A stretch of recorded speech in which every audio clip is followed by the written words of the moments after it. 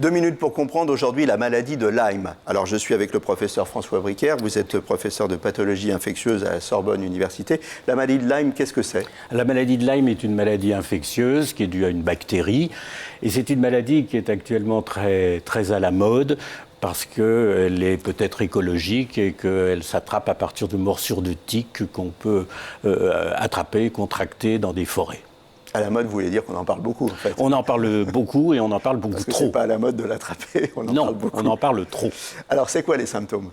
Alors, la maladie de Lyme existe en tant que telle et va donner d'abord un trouble cutané au niveau de la piqûre, ce qu'on appelle l'érythème migrant.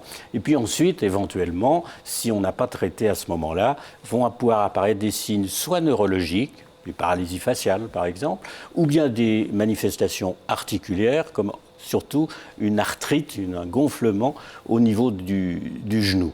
Et puis de temps en temps peuvent apparaître des signes un peu plus tardifs, c'est pas très fréquent, avec des lésions cutanées ou neurologiques. Grave, pas grave?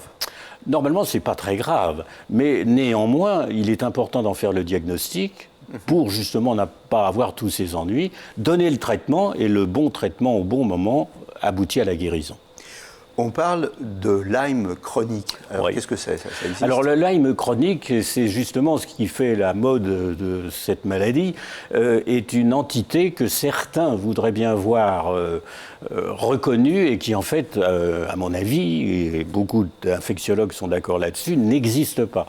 Ce sont des troubles qui sont purement subjectifs, c'est-à-dire le fait d'avoir mal à la tête, de sentir qu'on a mal dans le dos ou dans le genou, et qu'on est attribue fatigué, à Lyme. Et on dit c'est une maladie de Lyme. Et pour autant, les gens sont réellement malades. Et les gens ont un trouble, mais qui n'est pas celui-là. Ce n'est pas le bon diagnostic. Donc on ne leur rend pas service en portant ce diagnostic. Voilà, il faut poser les bons diagnostics.